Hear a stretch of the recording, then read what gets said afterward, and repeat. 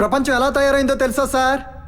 పక్కింటి వాడి మోసలో పడి కన్న పిల్లల్నే చంపిన తల్లి, చెల్లెల మీద అనుమానం వచ్చి ఆ చెల్లినే చంపించిన అన్న, 3 సంవత్సరాల పసిబిడ్డను కూడా చూడకుండా తన సుఖం కోసం కన్న కూతుర్నే మానభంగం చేసిన తండ్రి, డబ్బు కోసం సుఖం కోసం ఎంత దరిద్రమైన పని చేయడానికైనా ఎవరు వెనకటం లేదు సార్. ప్రతి మనిషి మానవతా విలువలను మంట కలిపి మోసం చేయడం ఫ్యాషన్ గా మారిపోయింది సార్.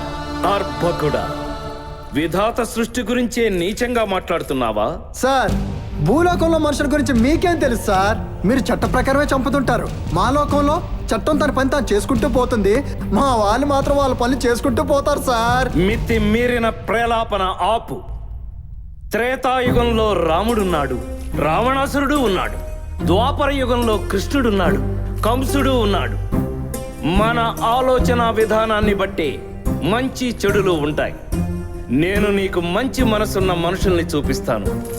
భూలోకం వెళతావా? Time waste sir. అటువంటి వాళ్ళు మా భూలోకంలో ఎవ్వరూ లేరు. నేను చూపిస్తాను, వెళతావా? చూపించండి సార్. నిజంగా మీరు చెప్పినట్టు భూలోకంలో మంచి మనుషులే ఉంటే నేను ఇప్పుడే వెళ్ళిపోతాను. చిత్రగుప్త. చిత్తం ప్రభు.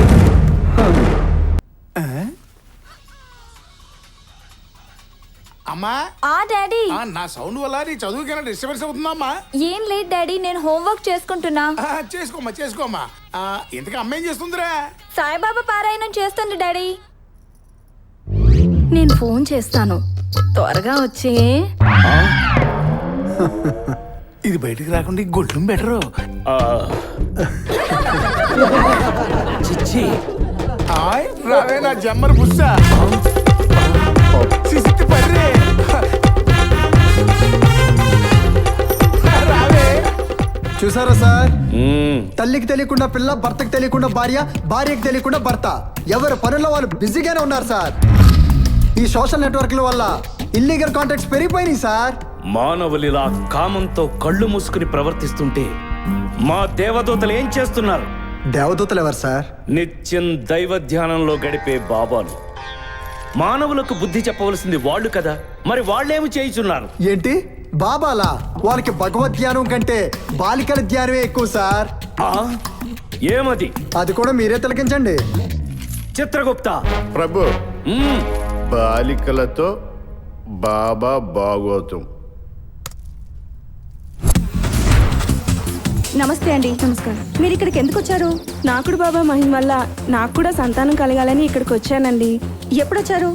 2 రోజులు అవుతుందండి బాబా దర్శనం కోసం, ఇంకా అవ్వలేదు.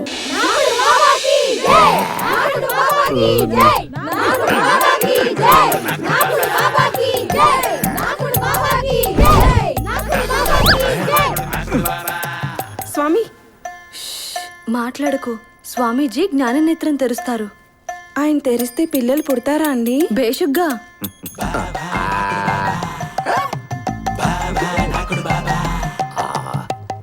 ప్రభు, వీడికి అన్ని అవయవాల్లోని నాలుగు ఒకటే కరెక్ట్ గా పనిచేస్తున్నట్టుంది.